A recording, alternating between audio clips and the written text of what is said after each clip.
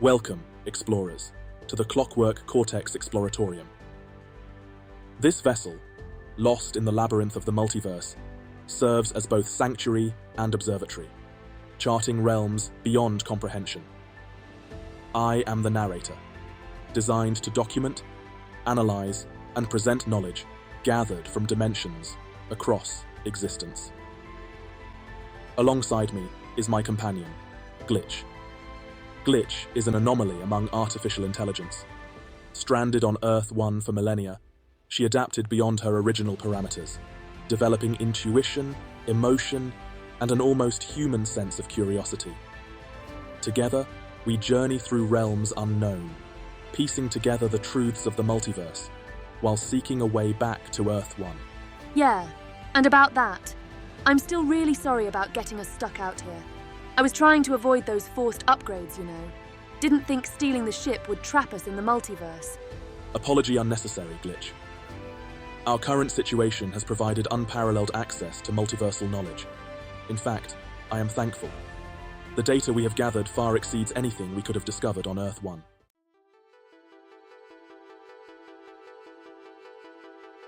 Oh, look, Narrator. They're heading for a system right next to the space lane subs. You know, the place with the star-rated stellar sandwiches. Best food in all of the galactic quadrant. Shame their ketchup packets always explode in 0G. Glitch, focus. Let's establish communications with the ship. Greetings, travelers. I am Archivist, the caretaker of this vessel. My crew remains in stasis, awaiting the discovery of a new habitable world after the collapse of our own. That's tragic. All those lives in stasis, waiting. What happened to your planet? Our civilization believed that our reality was a simulation. We attempted to prove it, pushed too far, and in doing so, we triggered a catastrophe that shattered our world. The simulation theory, taken from mere philosophy to scientific endeavor. Yes, we thought we could control reality by discovering its underlying code, but the consequences were far greater than we could have imagined.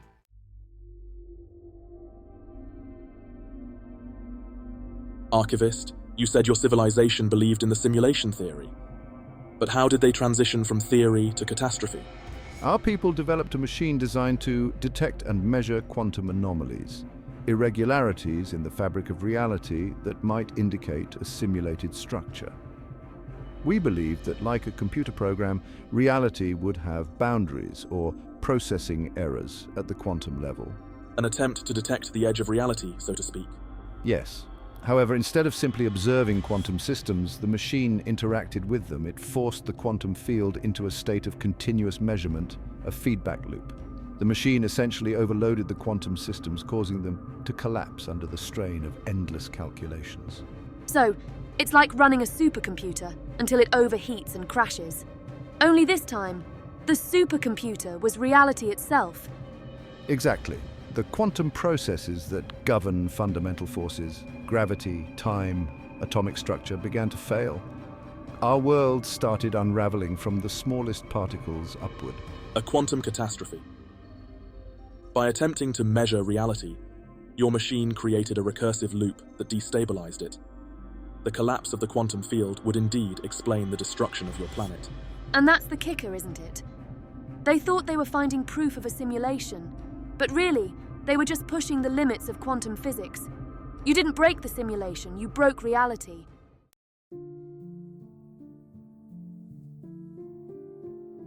Let us delve deeper into the simulation theory itself. The core of Nick Bostrom's argument rests on three key premises. First, that technological advancement continues to a point where civilizations possess the computational power to create highly detailed simulations of reality.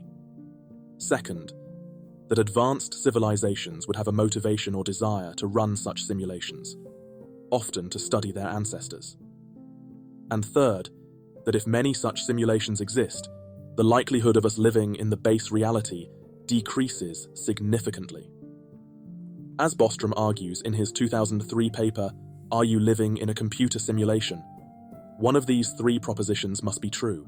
And that's where things get tricky. According to physicist David Kipping in Scientific American, this is more of a philosophical question than a scientific one. Kipping points out that while Bostrom's logic is sound, there's no actual evidence to support the idea that we're in a simulation. It's all hypothetical. Yet the scientific community has not entirely dismissed the theory. Some physicists have proposed that certain aspects of quantum mechanics, specifically the idea that particles behave differently when observed, could point to the underlying mechanics of a simulation. The phenomenon of quantum indeterminacy, for instance, suggests that particles do not exist in a defined state until they are measured. Zohre Davoudi, a theoretical physicist, has compared this to how computer simulations only render what's immediately necessary to the observer. In our attempts to measure quantum processes, we observed similar behavior. It was our belief that this behavior was proof of a simulated framework, that reality only resolved itself when observed. That is why we built the machine, to force the quantum field to reveal its boundaries. Yeah, but here's where things get dicey. According to Sabine Hossenfelder, this observer effect doesn't prove we're living in a simulation. It just shows that quantum systems behave in ways we don't fully understand yet. She argues that these weird quantum behaviors are likely natural phenomena, not evidence of a simulated reality. Still, some scientists point to James Gates, who discovered what he described as error-correcting codes in the equations of supersymmetry. These codes, remarkably similar to those used in modern computer systems, have led some to speculate that our universe operates like a computer program, with built-in redundancies to prevent catastrophic failures. Sure, but even Gates himself says we shouldn't jump to conclusions. The codes he found could just be mathematical patterns in complex systems, not proof that we're bits of data in some cosmic computer. And speaking of computers, let's talk about the power problem. Power? Yeah, think about it. If we're in a simulation, the amount of computational power required to run an entire universe would be insane. Every particle, every interaction, every little thing would need to be processed. According to MIT Technology Review, running a simulation of the universe would require computers far more advanced than anything we can even imagine. So where's the proof that such machines could exist? Our leaders believed we could overcome such limitations. By forcing our machine to continuously measure the quantum field, we hoped to reduce the complexity, simplify the simulation. But instead, we overloaded the system, causing reality to destabilize. The quantum field, unable to sustain the recursive calculations, collapsed. Your experience illustrates the danger of attempting to manipulate the very fabric of reality, whether or not it's a simulation. Some scientists, like Roman Yampolsky, have proposed that if we are in a simulation, we might be able to hack it, finding flaws or glitches that allow us to rewrite the laws of physics. But even if we could find those glitches, it doesn't mean we'd know what to do with them. Messing with the laws of physics sounds like a great way to accidentally blow up a planet, kinda like what happened here. Indeed, we believed we were close to rewriting our reality, but instead we unraveled it. Our pursuit of ultimate control led to the destruction of everything we knew. Your story is a cautionary one, and yet the allure of the simulation theory remains strong. The idea that reality can be controlled or manipulated appeals to scientists and philosophers alike. David Chalmers, for instance, has speculated that even if we are simulated, it doesn't change the fact that our experiences are real to us. It raises questions about consciousness, what it means to be alive, regardless of whether our universe is real or artificial. Yeah, even if we're in a simulation, why bother trying to escape it? Does it make our experiences less meaningful?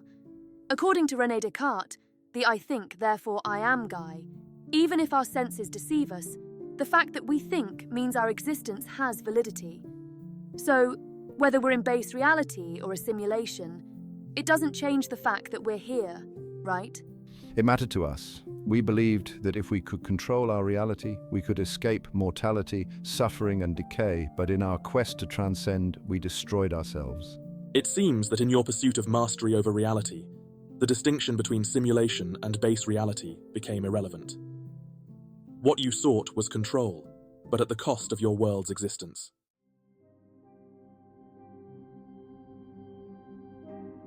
Your world's downfall raises profound philosophical questions. How far should we go in our quest to understand reality? Should we push beyond the limits of knowledge, or are some mysteries too dangerous to explore?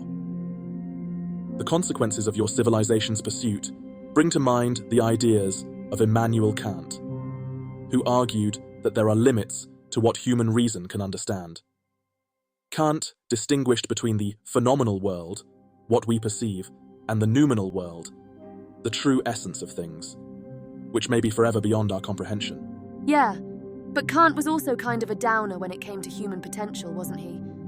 Sure, maybe we'll never fully grasp the noumenal world, but that doesn't mean we shouldn't try to push the boundaries. Take Socrates, for example. He taught that the unexamined life isn't worth living.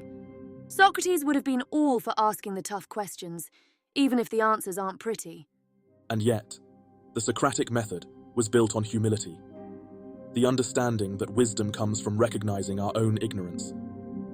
Your world, archivist, seems to have forgotten this humility. By believing they could control reality, they lost sight of the dangers inherent in such power. Our leaders were driven by the idea that if we could understand and manipulate the structure of our world, we could transcend the limitations of mortality and suffering. We sought immortality, an existence free from pain. But our attempt to become gods led only to destruction. It's the classic story, isn't it? From the Greeks to the modern age, every time we try to play God, it ends badly.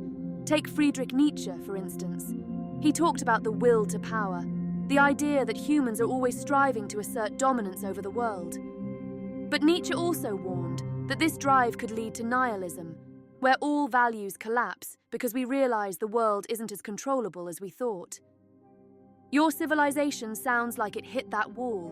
When reality pushed back, everything fell apart. Indeed, Nietzsche's idea of the Übermensch, the superhuman figure who creates their own values, parallels the ambitions of your leaders, archivist.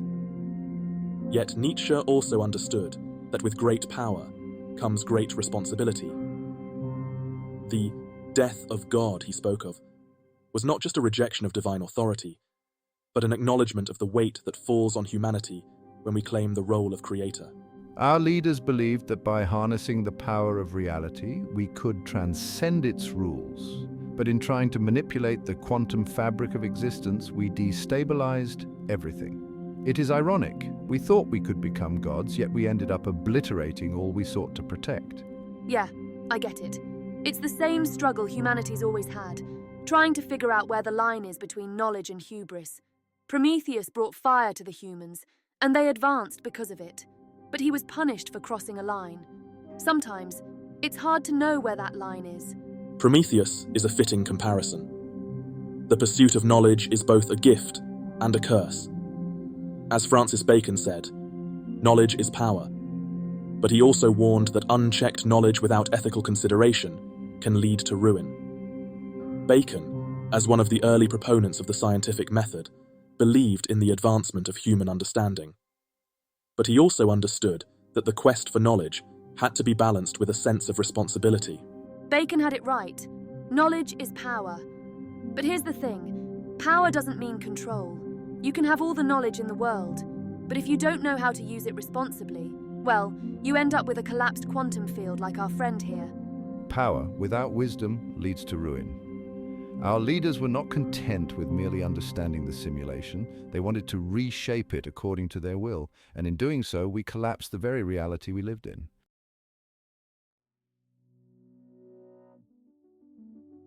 All right, let's take a break from the heavy stuff for a moment. I've been collecting some fun tidbits along our journey. Think of these as brain candy, tiny facts to keep your mind buzzing between all the science and philosophy. You ready? I am always ready for intellectual stimulation, Glitch. Share your insights. Let's start with a classic, the brain in a vat thought experiment. Fun fact, philosophers like Hilary Putnam came up with this one. Imagine your brain floating in a vat, hooked up to a supercomputer that's simulating everything you perceive. Sound familiar? It's basically simulation theory's philosophical granddaddy. Indeed. The brain in a vat raises profound questions about perception, reality, and whether we could ever know if our experiences are genuine. It's a simplified precursor to modern simulation theory, asking if our senses can be trusted when controlled by an external force. In essence, what we perceive may not be the whole truth. Next up, the Mandela Effect and parallel universes. Fun fact: people swear they remember things differently, like how some remember the Berenstain Bears being spelled as Berenstein. Could it be glitches in the Matrix, or proof that parallel universes are out of sync? Fascinating. The Mandela Effect brings to light the fragility of collective memory. Some propose it could be evidence of small shifts in reality, perhaps caused by overlapping dimensions or altered timelines. Others dismiss it as simple misremembering, but it certainly sparks conversation. Here's one that hits close to home: video games. Fun fact: Nick Bostrom, the guy who made simulation theory famous, compared it to video games. He said that as games get more realistic, it's easy to imagine that one day they'll be indistinguishable from real life. So, are we just living inside some advanced civilization's ancestor simulation? An apt comparison. Video games have evolved from pixelated simplicity to near photorealism in a matter of decades. If technology continues this trajectory, the line between simulated environments and reality could indeed blur, especially in the context of immersive virtual reality. If Bostrom's theory holds, we may be participants in such a simulation ourselves. Here's a cool one: quantum teleportation. Fun fact: it's real. Scientists have successfully teleported information between particles using quantum entanglement. So far, no teleporting humans, but it's still a big step in understanding the weirdness of quantum information transfer. Quantum entanglement, where particles become linked across vast distances, instantly affecting one another. While we can't teleport physical matter yet, the ability to transmit information over great distances without a physical medium has enormous implications for future communication technologies, and perhaps even for the nature of consciousness. Speaking of limits, there's the cosmic ray argument. Fun fact: some people think if we were living in a simulation, cosmic rays might act weirdly because of processing limits in the simulation. So far, no glitches in the way cosmic rays behave, so either the simulation's flawless, or we're not in one. The cosmic ray argument suggests that if the universe were simulated, cosmic rays, high-energy particles from space, might show inconsistencies. However, their behavior appears uniform across vast regions of space, implying either a highly sophisticated simulation, or more simply, that we are not in one. Ever heard of Boltzmann brains? Fun fact: these hypothetical self-aware entities could randomly pop into existence due to quantum fluctuations. Some physicists even argue that in an infinite universe, there could be more Boltzmann brains than actual conscious beings. How's that for a mind-bender? Indeed. Boltzmann brains highlight the sheer unpredictability of quantum mechanics in an infinite universe. These randomly assembled conscious entities challenge our notions of reality, posing the question: if consciousness can emerge spontaneously, how can we be sure of the reality we experience? Here's a fun one that might explain why we haven't met any aliens: the Fermi paradox. Fun fact: the Fermi paradox asks why, if the universe is so vast, we haven't found any extraterrestrial life. Some think it's because the simulation we're in isn't programmed to include them. Maybe aliens are outside the scope of our simulation. The Fermi paradox is an enduring mystery. With billions of stars in the galaxy, statistically speaking, intelligent life should be abundant. Yet, we see no evidence. The idea that we haven't encountered extraterrestrials because our simulation hasn't modeled them is a fascinating, if unsettling, possibility. Speaking of famous believers, Elon Musk's got something to say. Fun fact: Elon Musk thinks there's a 1 in billions chance we're not living in a simulation. His reasoning: technology's advancing so fast that creating hyper-realistic simulations seems inevitable. Musk's belief stems from the rapid progression of computer technology. If civilizations advance enough to create lifelike simulations, the probability of us existing in the base reality becomes minuscule. Musk compares it to how video games have evolved in a few decades. Imagine what could be done in millennia. Let's talk about the speed of light. Fun fact: It's the universe's speed limit, but some theorists think it might represent a processing limitation of the simulation we're in, like the maximum refresh rate for rendering data. Indeed. The speed of light as a fundamental constant could be seen as a constraint, perhaps the upper boundary of the simulation's processing power. It's a tantalizing idea that frames the very laws of physics as computational limits. One last thought for today. Dark matter. Fun fact. Dark matter makes up most of the universe, but we don't know what it is. Some suggest it's like background processes in a computer simulation, necessary for the simulation to run, but invisible to the user experience. Dark matter is one of cosmology's great mysteries. It exerts gravitational influence, but remains undetectable by ordinary means. The notion that it could be a hidden background process in a simulation echoes the invisible systems running in the background of a computer program, essential yet unseen. And there you have it. A handful of fun facts that'll make you question the fabric of reality. Maybe we're in a simulation, maybe not, but at least we've got some cool science to chew on while we figure it out. A fascinating collection, Glitch. These insights bridge the gap between philosophical musings and scientific exploration, providing much to consider. Now, shall we continue with our deeper dive into the simulation theory?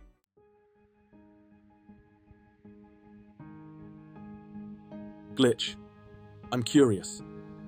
Based on what we've seen here today, do you think we are guilty of the same scientific arrogance? Are we in danger of repeating their mistakes? Maybe, but I think there's a difference between exploring and trying to rewrite reality. We're here to learn, not to mess with the universe's code like some reckless programmer. Curiosity's fine, but we're not crossing the line into playing puppet master. Yet, curiosity itself can be a slippery slope. Could we be pushing beyond the boundaries of what should be known, driven by that same insatiable need to control? Look, science is about pushing boundaries, sure. But the real question isn't whether we should be curious. It's how far we're willing to go and what we do with the answers. You've got to be smart about it. If we're too scared to ask questions, we're stuck. But we also can't be careless. And if this pursuit of knowledge leads to the destruction of our reality, as it did for the archivist's world, is that a risk worth taking? It depends on what's at stake. I'm not saying we should throw caution to the wind, but I'm also not about to stop exploring. We just have to make sure we're asking the right questions and using the answers responsibly. You speak of balance, of caution and curiosity. In our hubris, we forgot those values. We believed we could control reality itself, but it was our arrogance that led to destruction. I hope your path does not end as ours did. Speaking of not making the same mistakes, I've found a planet nearby. Coordinates 1243 by 7892 in sector Delta 12, orbiting a stable star. It's habitable, perfect for life to rebuild. No quantum anomalies this time, I promise. Those coordinates, the planet is within range. This will save the thousands in stasis. You've done what I could not. Completed the mission to find them a home. For that, I'm eternally grateful. Glitch, your intuition proves valuable once again. Saving those lives brings a closure to a world that was lost. Perhaps in some way, balance has been restored. Hey, I'm just glad we could help. Hopefully this time they won't try to hack the universe. Our journey today has provided much to reflect upon. The simulation theory, whether real or not, challenges us to reconsider our place in the universe. But more than that, it asks us to weigh the cost of knowledge against the risks of seeking it. Yeah, sometimes the answers can be more dangerous than the questions. But if we're careful, if we balance curiosity with responsibility, we can keep moving forward without falling into the same traps. As we continue our exploration, let us remember that the pursuit of knowledge must always be tempered with wisdom. The multiverse holds many secrets, but not all are meant to be uncovered. And some discoveries, as we've seen today, can carry consequences beyond what we can imagine.